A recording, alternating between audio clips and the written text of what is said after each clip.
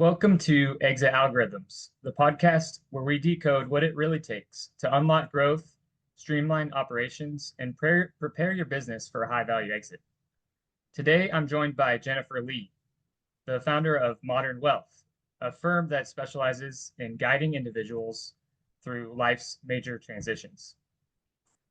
Jennifer is a financial expert with nearly 3 decades of experience who focuses on the collision zones in her clients' lives, moments where high emotions meet critical financial decisions. She's also a renowned author of Squeeze the Juice, Live with Purpose, Then Leave a Legacy, a book that challenges business owners to not just plan their finances, but to live a life by their values. We're going to talk about the emotional side of selling a business today, the concept of a business love letter, and how technology is reshaping the way we plan for the future. Jennifer, excited to have you. Welcome to the podcast. Thank you, Pete. I'm looking forward to this conversation. Yeah, absolutely. Me too. Yeah, for the listeners that haven't heard of you, don't know you, could you please just start us from your early career and how you led you to owning your own firm? Right. So I've been doing this a long time. It will show my age a bit, saying three decades, but really it's probably been five because I grew up with my father in the industry. So I kind of once I had an opportunity to jump in, I did because I've known this was an area that was of interest to me. So I have my own firm and I focus on transition planning because that collision zone where literally where your emotions meet a financial decision is where you have the propensity to make the most mistakes, right? Mm, So whether that's you're selling a business and your heart's still in the business and you don't know whether you can let it go, or you've inherited money, or you've lost a spouse, those are big changes. And so in my firm, we focus on, okay, let's get your ducks in a row. Let's look at what the strategy is. Let's create a plan to look forward. What is your life going to look like after?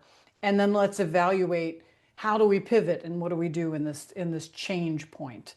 And I just find that that's a really critical point in people's lives.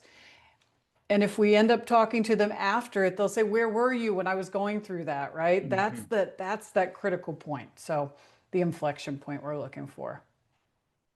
Yeah, absolutely. And a lot of people are kind of surprised, right, at those moments, and they don't have a plan. I imagine you find that a lot. It happens, sometimes business owners, they're busy operating their business. They're not thinking about an exit, and maybe they get an offer that looks like something they can't refuse, and it's a little bit from out of nowhere. And they don't know how to evaluate whether that's a fair offering, whether they should take it. I like to have a bit of a strategy while you're working, while you're building your business, so you kind of know where the exit is. Let's do a little pre-planning so you can be prepared and know, I call it, is there a wealth gap? Is there a gap between your income now and the assets you've accumulated over here? And when you retire, is there a gap really? Or can you sell it and you could do it now, right? A lot of times you can do it sooner than you think. Other Yeah, times you have to strategize and go a few more miles. sure. Yeah, that makes a lot of sense. What are some common collision zones that you encounter with clients? The biggest one is all of a sudden, I find that business owners aren't necessarily thinking about the exit. So you get an offer out of the blue to purchase your business, and now you've got to evaluate, you've got to find out, you got to talk to your accountant, you got to talk to your attorney, you got to talk to a financial person, a business broker, and evaluate what is the value of your business, what are the tax consequences, Mm, and then whatever you're going to end up with after tax, can you live on that?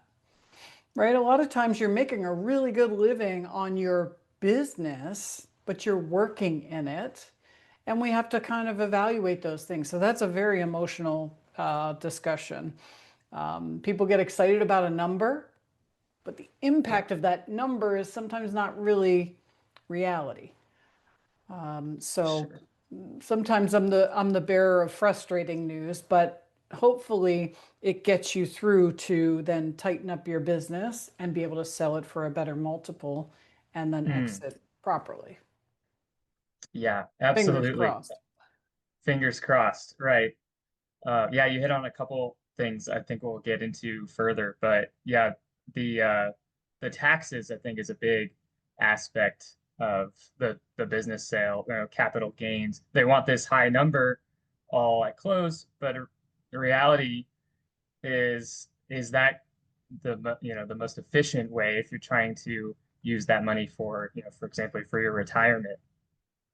Absolutely. Let's just use simple math and say, okay, you have a business that you've fully depreciated in, and let's just use $10 million. So you're selling it for $10 million and there's zero basis. Well, you have to pay capital gains on $10 million. And so that probably puts you in a roughly in a 20% capital gains bracket. And so 2 million just went out the door and you've got 8 left. Can you live on the earnings off of that 8? I think you probably can when we're using that number. But if we use 2 million, you get 2 million and you're paying $400,000 in taxes. You end up with 1.6 or roughly, probably a little bit less. Can you live on that? So as an advisor, and I know we're jumping in the weeds here in numbers, so if you want to Oh, stop good. me if I'm going too, technical, but I think business owners listening to this will be able to calculate this for themselves. So Yeah. we pay the taxes. We got 1.5, 1.6 left. If I'm going to invest that for you, I like to talk about your assets, your business, your retirement account, your net worth that has a return on it as a machine. These are all little machines that kick out money. Okay? That's what Right. you're going to live on. So your business while you're working is kicking out money, it's paying your salary, it's paying your income and your lifestyle. How much can that $1.5 million kick out without damaging the machine? So you talk to 10 advisors, they're going to tell you you can take 4%, something like that, and not damage the machine over time. I'm Hmm. comfortable with a 5% number, but with not taking big chunks in addition to the 5%. But so that's only 75 grand. As a business Hmm. owner, you're probably making 150, 200 on your $2 million business. So you need to know that because maybe you've accumulated enough money over here that you can do that and you want the hassle gone, but maybe you can't really live on that.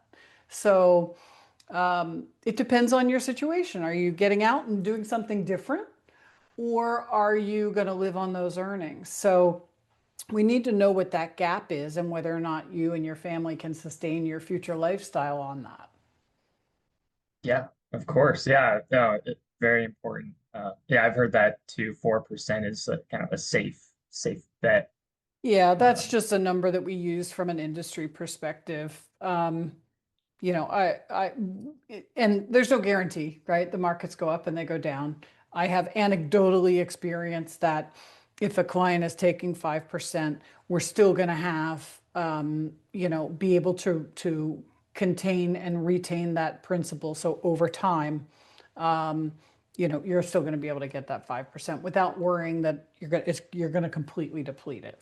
You go at yeah, 7%, 8% off of your asset, it might die down because we don't know what the market cycle is going to be. right. Hmm. Gotcha. Yeah, no, super important.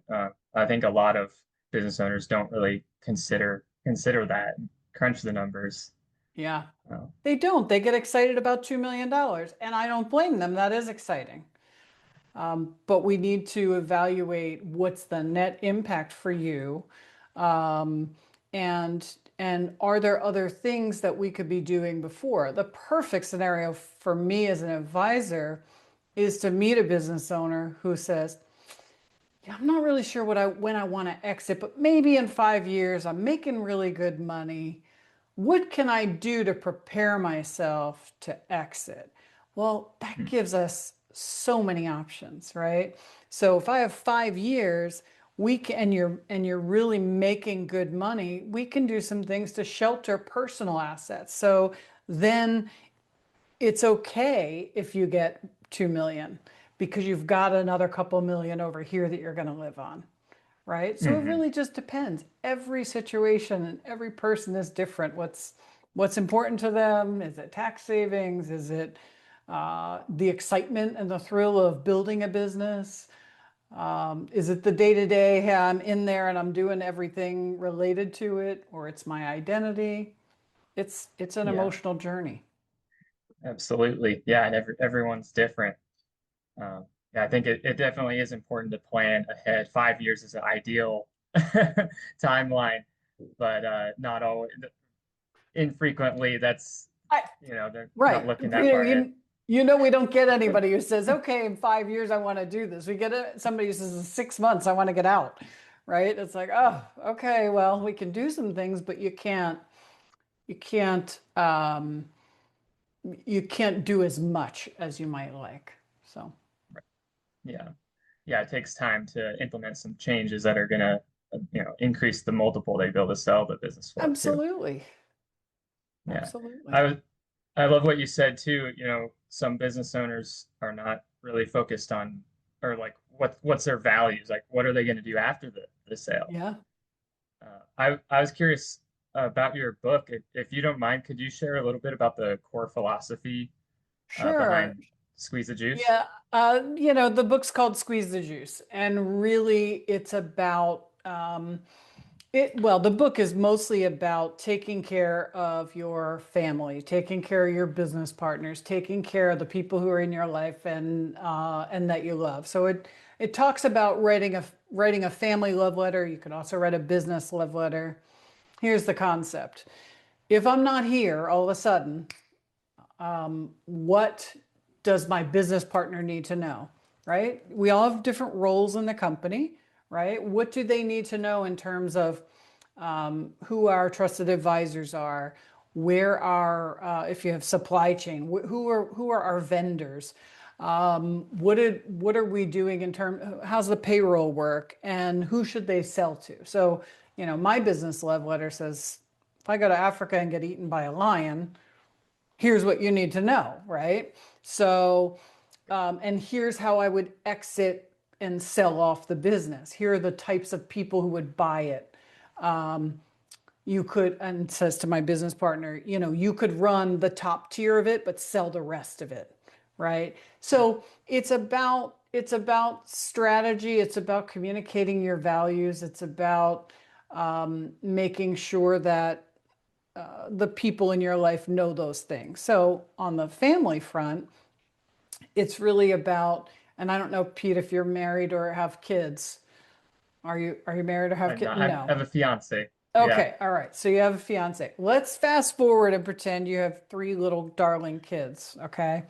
And writing your family love letter is telling your fiance who are your trusted people, who can she trust, right?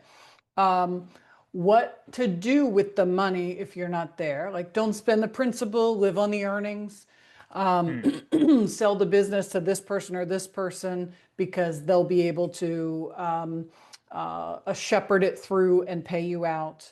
And it's telling your kids, I know I'm putting you into an awkward spot having you have children already. It's around the corner. So Yeah, okay. yeah. Well, it's look, if you have kids and you're not there, what do your kids need to know about your values, about what you hope for them, Yeah. about an appropriate spouse for them or what you hope for them in their life? It gets all sensitive. You get chills. Um, and so writing your family love letter is about making sure you're taking care of those people, right? Here's how much life insurance we have. We have IRAs, they're invested here, and so on. Hmm. And about what you want to have happen. I mean, you're so young. This is not stuff you think about, but probably your listeners think about, okay, well, if this is my last phone call to my wife or my husband, what do they need to know? And it's a lot, Yeah. right?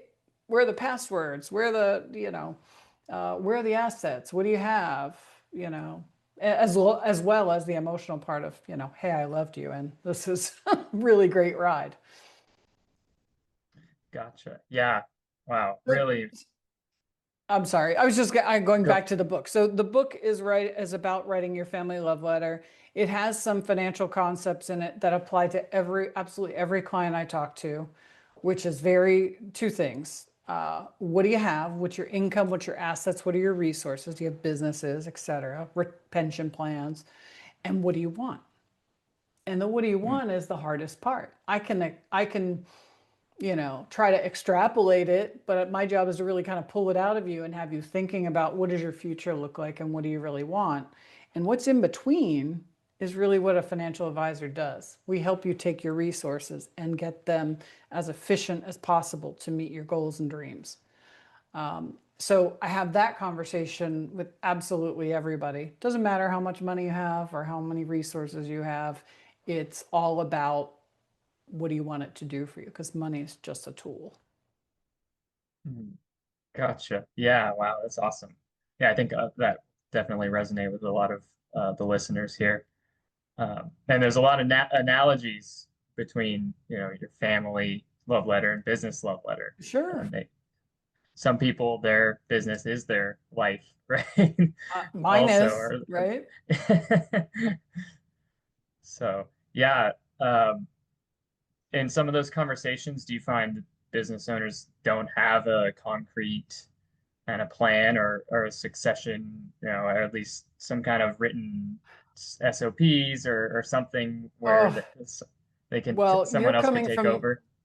you're coming from the Navy and from organizations, so you will be even more frustrated than I am.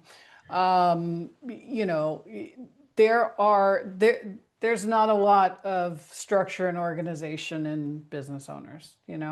My experience is entrepreneurs are, and myself included, right? I have to push myself to do those documentable items that are going to help in the later years, right? But entrepreneurs are idea people, and they execute things, and it's exciting, and that's Hmm. fun. Writing down operations and procedures is not fun. So until you get to a place where you can hire somebody who helps you facilitate that, and I call it's a combination of things. It's a brain dump from the executive, the owner, the entrepreneur of what do they know? Because we have a lot of stuff we just do automatically in the business that other people don't really know. And that's hard to get out of entrepreneurs, I find. Oh, yeah, I can imagine. Yeah, it's not the nearly as exhilarating as just, actually doing the things that make money, right? The Yeah, business day to day. right. And it's boring. I mean, I'm not going to lie. It's boring to me. I don't want to do it. So I'd rather almost have somebody that interviews me and pulls it out of me and then documents it. I'm never going to look at that document.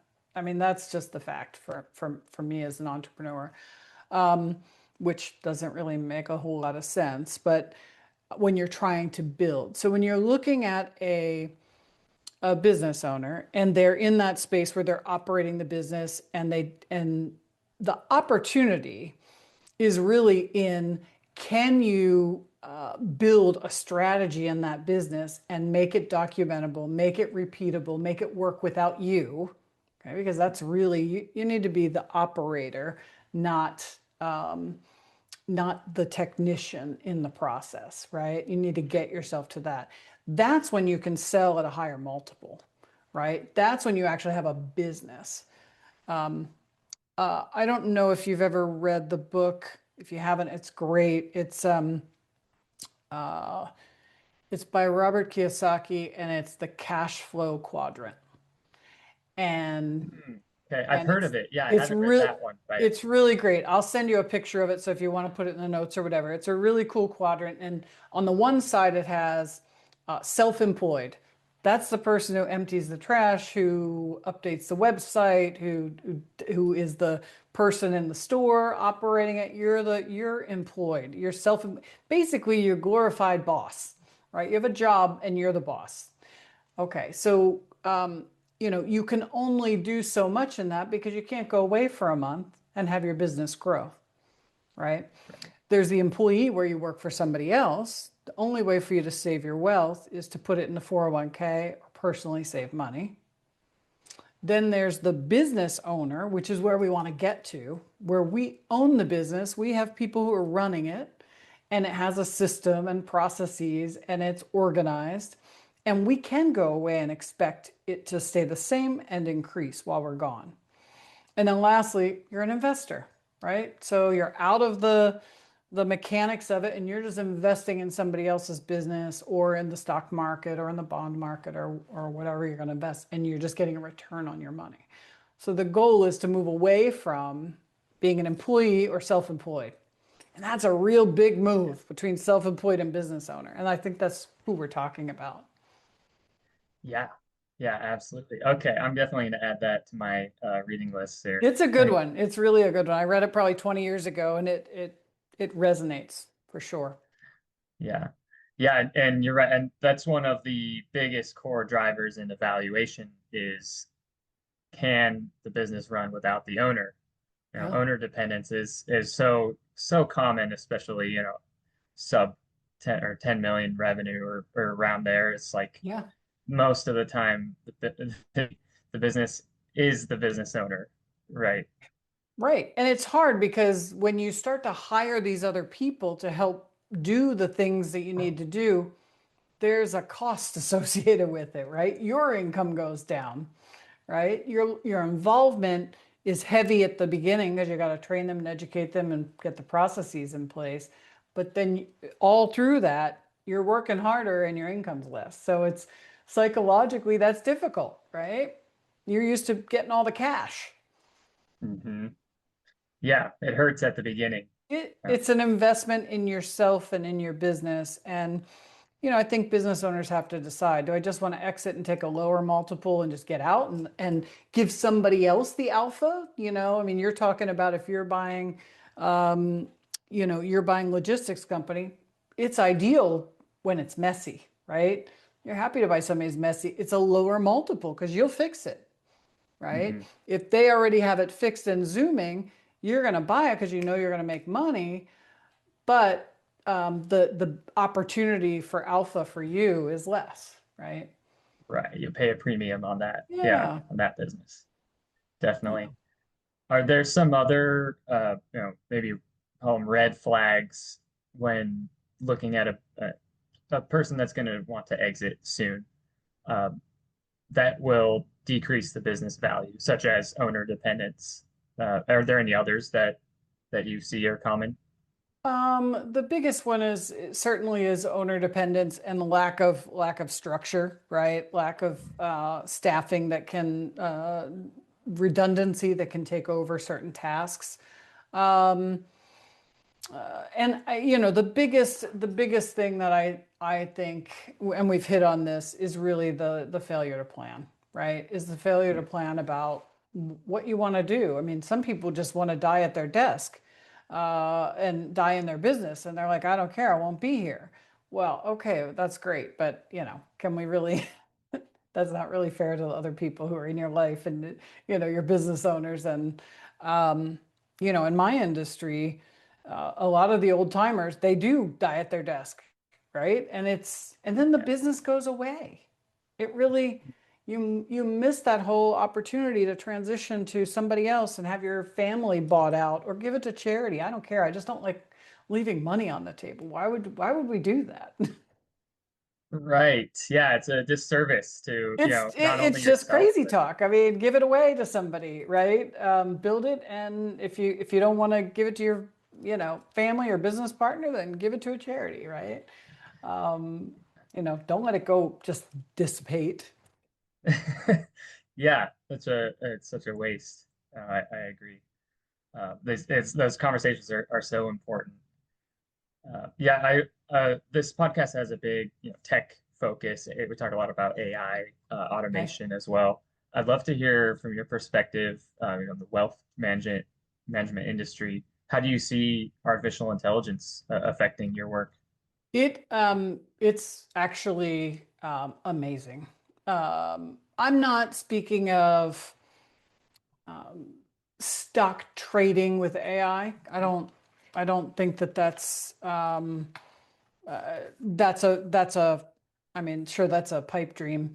But I don't think that that's a real viable consideration right now. But for my practice and many, many others, just some technology enhancements like note-taking capability, right? So it used to Mhm. be I do a meeting and I'm taking copious notes and the meeting is over. That was an hour, and then it's going to take me a while to type up the notes, add them to my database, put activities, write an email to the client, and now I can do that in about 7 minutes. It's Nice. really Wow. remarkable. Yeah. It's changed my practice and my efficiency so much. It's kind of been incredible. On the back office side, my broker dealer, they're using it to using it for account opening. So they're able to execute in a very rapid way verifications of clients and opening accounts. So, I mean, I think uh, it moved from like 30 minutes to, 1.7 minutes. It was just radically Got it. different Wow. improvement for them. Yeah. Neat. So just those And kind of efficiencies.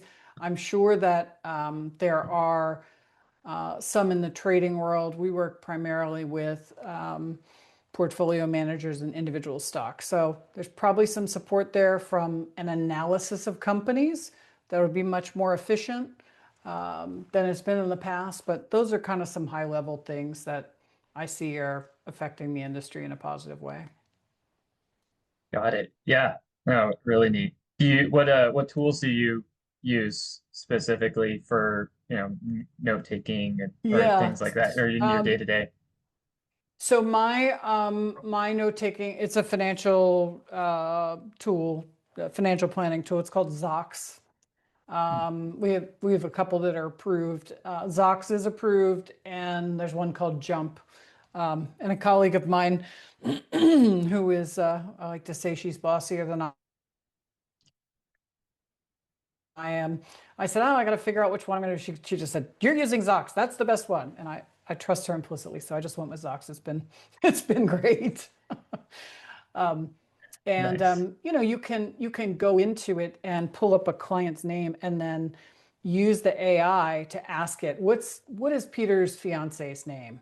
Right? And it'll pull through all the notes and pull out her name, which I don't know. But it'll pull that information out, which is amazing because I'm getting ready to be on the call and I want to say, hey, how's Maria doing, whatever it is, Hmm. and it'll add that, and it's kind of remarkable. Awesome. Yeah, no, I agree. I have, just Zoom. Yeah, I saw the normal subscription for it. Just gets the transcript, and a lot of times, if I have an important call with a seller, for example, I'll just, save that transcript somewhere, and then before our next call, plug it into.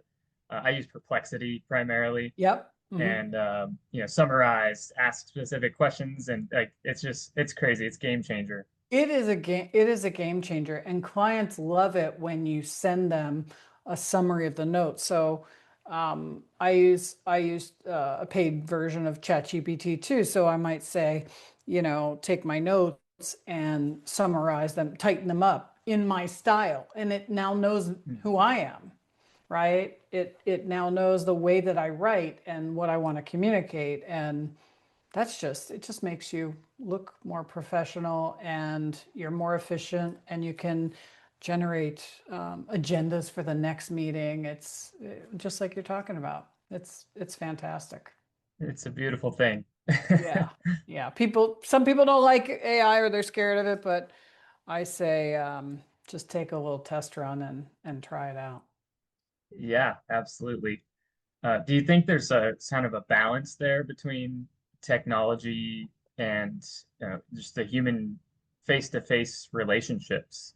Oh, sure. I mean, the fear of any business owner, with regard to any service-oriented business owner like myself, like you, is, technology is gonna make us obsolescent. And I just, the way that my practice is structured, I don't see that. My practice is very much a connection-based business. And yes, we're using technology to be efficient and to streamline processes and costs and time.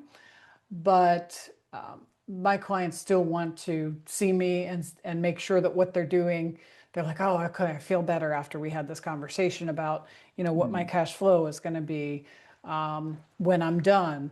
You could throw things into, and I do it, right? I throw questions and things into chat or Perplexity, and I say, okay, well, if I sold this, what does that look like? What's the tax implications? But then I make a phone call to my accountant Mm. and I say, okay, here's what I'm thinking. What am I missing, right? What do we need to do? What are the next steps? And there's a litany of things that your professionals are going to be able to support what you've gathered. So I think AI is great to get an idea about things and get a quick direction, but you still leverage professionals, I think. I think we'll be Yeah, okay. I think so too. At least for a Mhm. very long time.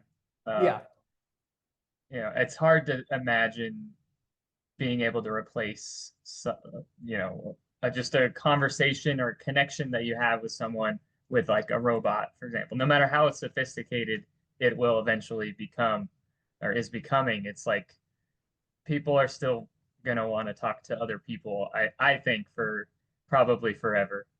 Well, let's hope. I think there are some people who there's always going to be a percentage of people who go off the cliff and what we're talking about and use their chat GPT for their therapist. It's not, it's not really, it can give you feedback, but it's not your best friend, right? It's the internet. It's not a human. So I think that can be a little bit scary. So we need to have perspective in all the technology we have. Yeah, definitely. Yeah, I agree with that. That kind of leads me to my next question. I always ask guests is where do you see technology going from your perspective in the next, 5, 10 years as a result of AI technology changes right now? That is a really good question and probably one better suited for a futurist. I I don't know. I mean, my mind is blown by different things in the last 2 years in terms of, just the note-taking capability. We had a conference I went to a couple years ago, a year and a half ago, there was a futurist, and Mm. she did a really cool talk. And these are things that you just don't even, I can't even conceptualize yet. So I don't know, Peter. We Yeah. may have to ask Perplexity or ChatGPT because I'm not sure the impact on my life. I know it will be if you embrace it and you leverage it, just like anything else, and that's the my book Squeeze the Juice. The squeezing the juice is about getting the most out of something. Get the juice, right? What's the juice of this podcast and this conversation? What do owners need to learn? Right? It's okay, I need a plan or I need to have a team in place where I'm asking these questions so I can get more alpha when I do sell.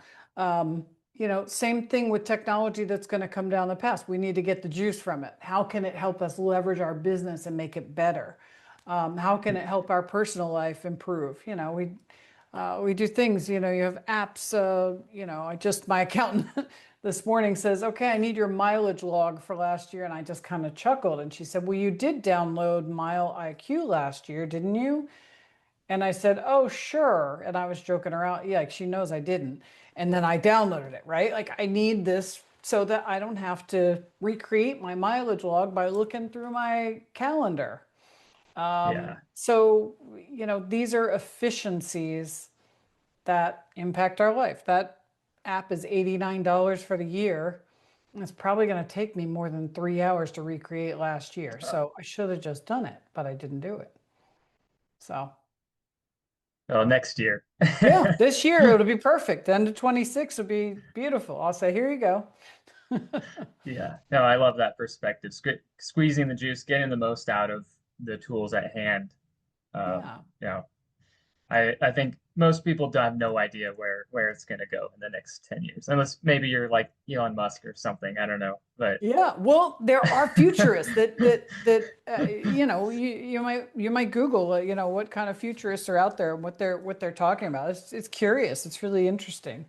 Um, but how is it going to impact our practice? I think it matters how you embrace it and take the juice that you need, right? Everything that's in one technology, maybe I need part of it, maybe I don't. But it's a matter of assessing it. yeah, absolutely. Well, I know we're coming up on time here. Um, I last question I'll leave you with. Speaking of squeezing the juice, what Yeah. is one practical takeaway you'd give business owners advice, especially as they plan for a successful future exit? Yeah, it's more of what we've been talking about, but the juice of what they should be thinking about is okay, if what is my number, right? What is that number I need to exit? Okay, so again, you got to know what you want, right? And we know that you have a business. We know what you want on the end.